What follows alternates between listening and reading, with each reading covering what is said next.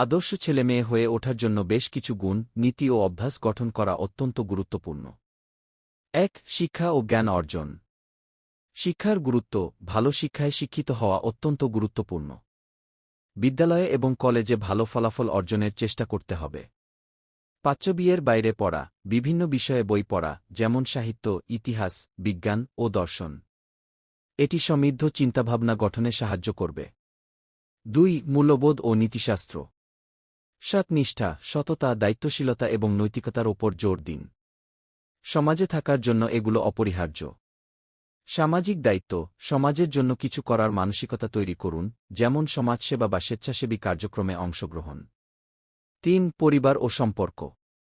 পরিবারের সঙ্গে সুসম্পর্ক। পরিবারের সদস্যদের প্রতি শ্রদ্ধাশীল হন এবং পরিবারের সদস্যদের সঙ্গে ভালো সম্পর্ক গড়ে তুলুন।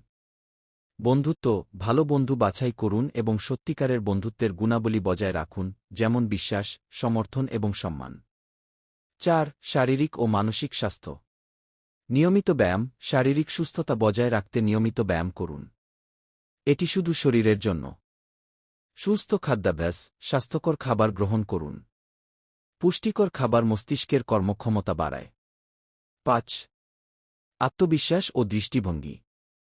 আত্মবিশ্বাস। নিজের উপর আস্থা রাখুন। এতে আপনি নতুন চ্যালেঞ্জ গ্রহণে সাহসী হবেন। বিবেক এবং দৃষ্টিভঙ্গি। সকল বিষয়ের প্রতি খোলামেলা মানসিকতা থাকা উচিত।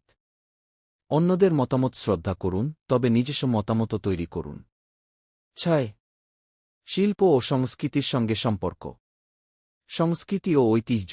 দেশের সংস্কৃতি ও ঐতিহ্য সম্পর্কে জানুন এবং সেগুলোকে মূল্যায়ন করুন। শখ। সৃজনশীল শখের চর্চা করুন, যেমন গান, নৃত্য, ছবি আঁকা ইত্যাদি। ৭. টেকনিক্যাল দক্ষতা। প্রযুক্তির ব্যবহার। বর্তমান যুগে প্রযুক্তিগত দক্ষতা অর্জন অপরিহার্য। কম্পিউটার, ইন্টারনেট ইত্যাদির কার্যকর ব্যবহার শিখুন। ৮. নেতৃত্বের গুণাবলী।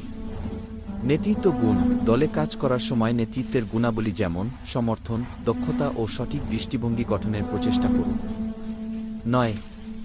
নৈতিক সিদ্ধান্ত গ্রহণ। বিবেকবোধ। যে কোনো পরিস্থিতিতে সঠিক ও ভুল বিচার করার জন্য আপনার বিবেকের কথা শুনুন। চ্যানেলটি সাবস্ক্রাইব করুন।